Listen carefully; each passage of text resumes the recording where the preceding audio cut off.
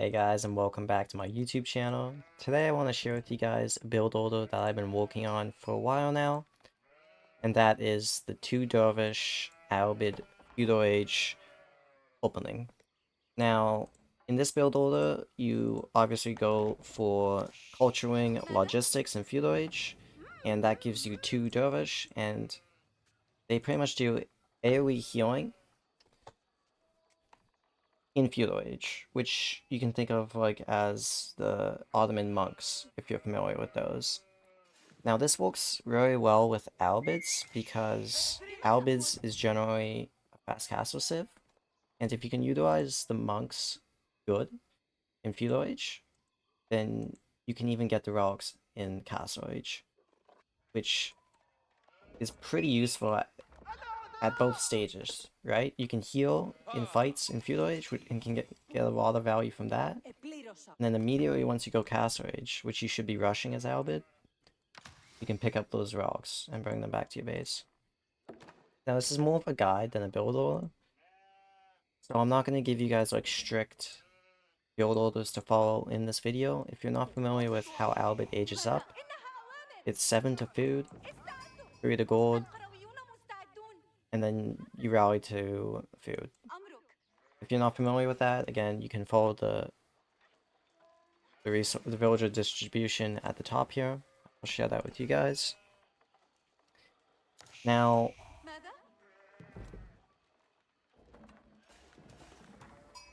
I've been testing with this build a while now, and I think the best way to do this is to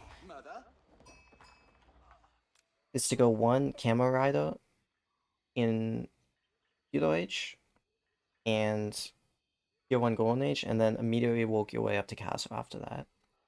So to do that, you want to age up, and then rally all of your villagers to wood after you age up. Keep 6 villagers on food, 3 villagers to gold, and then you want to put your villagers on food, wood, right?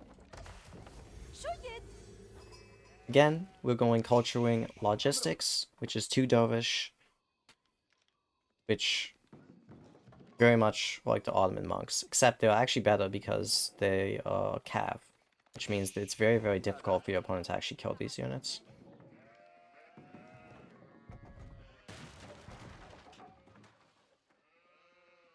Again, we're going to be working towards getting 1 unit out in Feudal, get that tier 1 Golden Age, and then we're going to be heading up towards Castle. This is a very basic build order, but in my opinion, it's still very, very good, and there's a few reasons why it's good, right? And after we've gotten this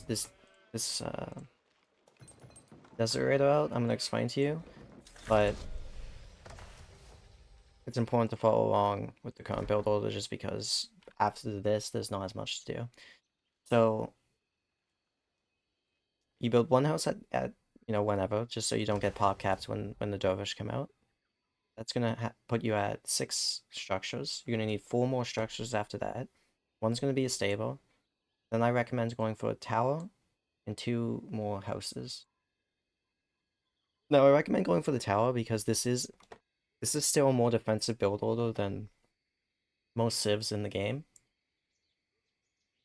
Right, because you are going for that Castle Age rush, so you don't want to be building a tower afterwards. It's better just to immediately build that tower because you're going to need it anyway. And the reason you're going to go for the tower this quick is because, first of all, it's useful. Like, let's say you're up against Knight Civ, you're up against English, you're up against any civ that's going to have early aggression. You want to go for that tower. And second of all, obviously, because you want to hit tier 1 Golden Age. 10% on resources is valuable for any civ in the game, and especially if you're getting that just out of Feudal. Very, very nice. So you can put like 7 villagers on wood. You don't need too much more than that. You can probably rally them to food afterwards, rally them to gold, work on that age up. Now immediately when you go up towards castle, you want to be building a stable. And that's because you want to pressure your opponent as fast as possible. And you only need 1 unit. So just get that 1 unit out, and then you don't have to worry about too much. the monks are gonna do the rest of the job for you. And I started building an outpost immediately when you can afford it. Start building an outpost. Start building 2 houses, and then you can keep like 3 villages on food, and then wood, and then rally them back towards food and gold to start working on that age up. And again, this amount of houses, this amount of stable outpost, it's gonna get you towards golden age 1. So the best way to think of this is after you've built that house in Dark Age at 18 pop house, right, to get you beyond 20, you need 2 houses, an outpost, and a stable. So 4 buildings. Alright. Now, the reason why the Dervish is so good in Feudal is your opponent needs to react with more than 1 production building to actually be able to counter this desert right now. Now he's Byzantine, so he naturally has more than 1 production building, but still this is way more expensive for Byzantines, any other civ in general, to defend against. They can't just build one unit to defend against this, right? They need to build 3, let's say. And even 3 units isn't gonna kill my desert right now. I'll still be able to trade. It's just gonna be a little bit difficult because I don't want it to die, right? But either way, it's not gonna be efficient trades for him.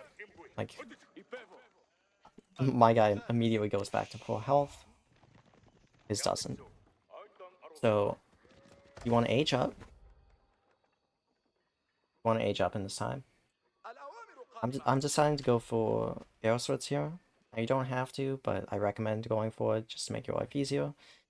And the reason you, in my opinion, do want to go for arrow swords is because if your gold is defended, it's easier for your monks to go on the map and get relics. And that's another very, very nice thing about this build is that once you hit Castle Age, you can immediately be going for the relics on the map. Another thing I recommend you guys to be doing is, again, if you're not under pressure, if you're getting all-in, don't do this. But if you're not getting all-in, I recommend you guys getting the upgrades. Now, there's a few reasons why getting upgrades here is it's just really a good timing to get upgrades, and obviously, because you've just aged, you really don't have anything else to spend your resources on. And secondly, because you're on tier 1 golden age, you're already getting more resources than you should be.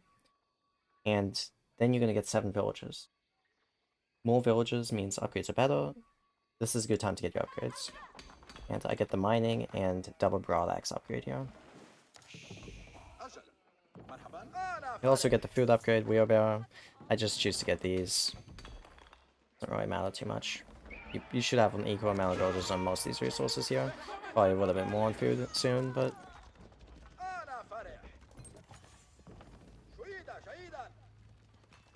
Now normally, against more passive gameplay, defensive gameplay, you're going to be going for knights. However, if you're up against someone rushing you, obviously I recommend going for men-at-arms, screw arms.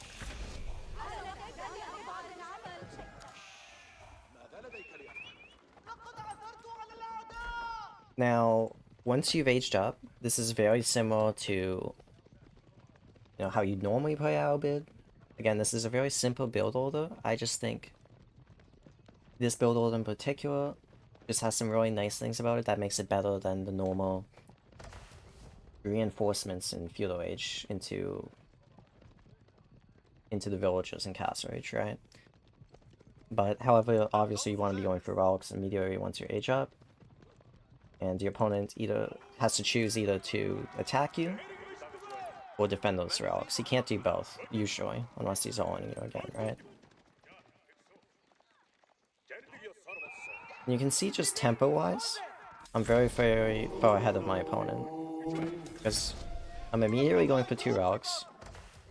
I got the villagers from the age up, and I already have upgrades. My opponent's pretty far behind, I think, in most regards.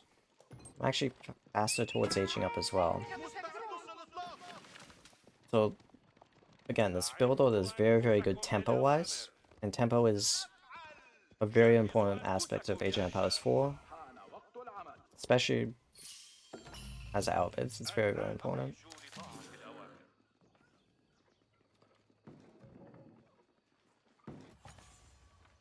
Now you can decide to go for a second TC as well. I recommend going for a second TC if your opponent is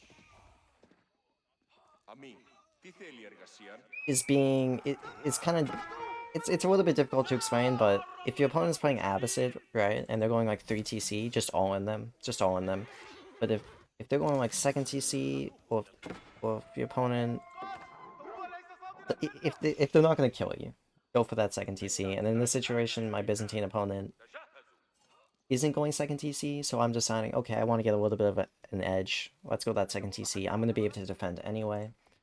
That's a call that you kind of have to make yourself, but you know, if you're experienced with Ayyubid, play normal Ayyubid, right? Now, this build order, what I wanted to show you guys, I've kind of showed you guys, but there are nice things even now as because you went for the Dervish, and that is mostly just with the monks at this stage. You can get a lot of value just by healing your units and using the relics to defend. Now, obviously I have no units on my base. I'm attacking him, he's attacking me, we're kind of doing a base trade.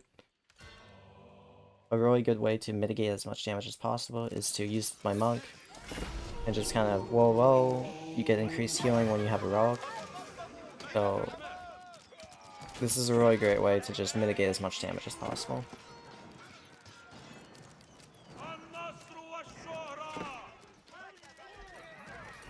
And you can see I took way less damage than he took.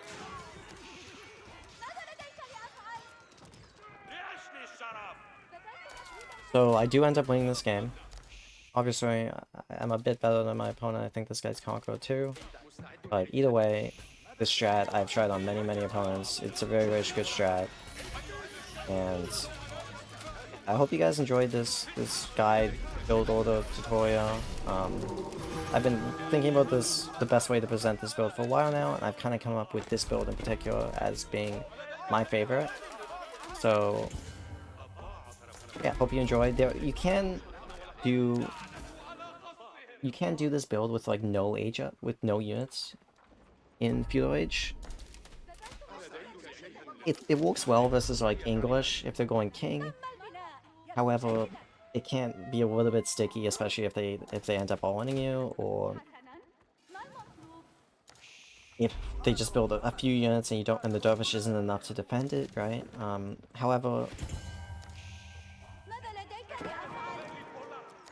it should work, right? Either way, this should work and that should work, but this was the one I preferred. And another thing I like about this one is that you do get that tier 1 golden age, which helps a lot actually. 10% on 20 villagers, that's a lot, you know? 30 villagers, that's a lot. And when you age up with 7 villagers in Castle Age, it's even more, so yeah. Again, let me know what you guys think in the comments, and thanks for watching.